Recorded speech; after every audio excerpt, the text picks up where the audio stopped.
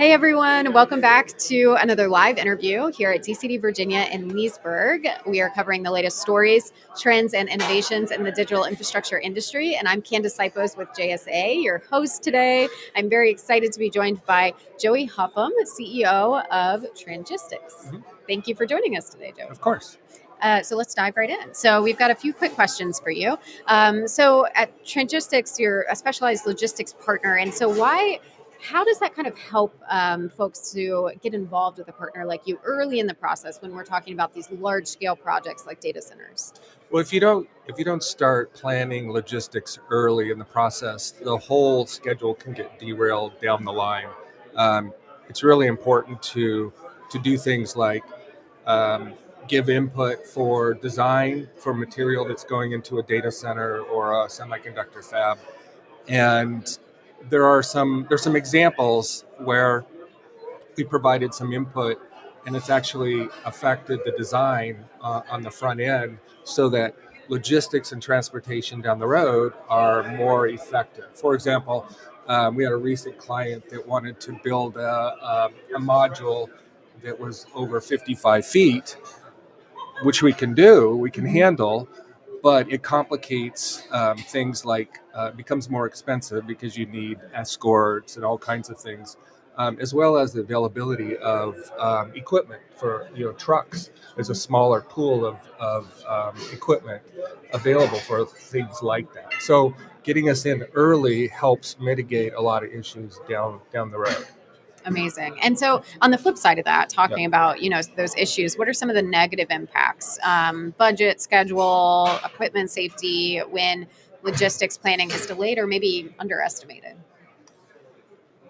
Well, there's a lot of direct costs associated with bad logistics planning, if at all. So, for example, if there's a delay in material that comes from a vendor to the job site, um, crews can actually be waiting. So there could be large crews waiting to install a piece of equipment. And so you're clocking overtime costs, um, maybe reorganization, moving those crews somewhere else while they're waiting for gear to come in. So there's a direct cost there.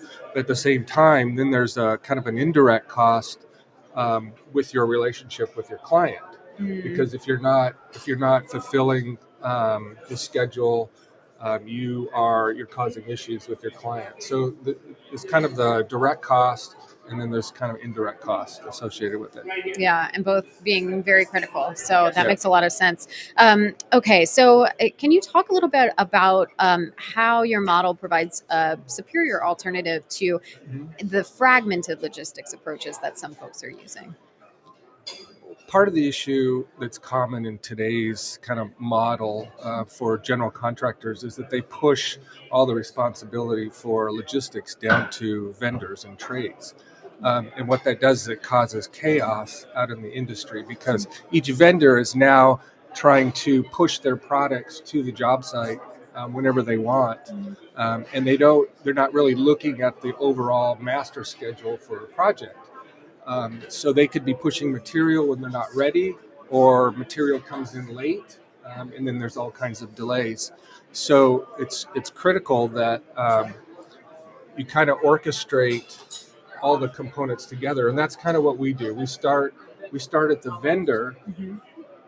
when the product is ordered, and then track it all the way through kind of the life cycle until it's delivered to the job site.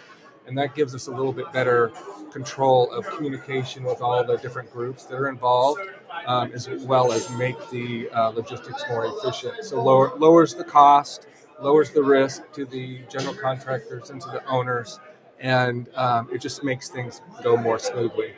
Amazing. And I imagine with AI and hyperscale demand, all of this is just that much more important, right? Just Huge, yeah. huge, because these projects are massive these days. When you're talking about the size of 10 Costas, for a building, there's all kinds of trades involved, and so the communication gets very complex.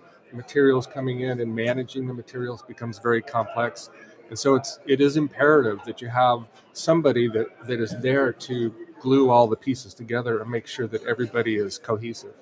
Amazing. Incredible. Well, thank you so much for telling Sure. us, a little bit about what you've got going on and what are the challenges that you're seeing. So this has been a great interview, and thank you to our viewers for hanging out with us for another live interview here at DCD Virginia.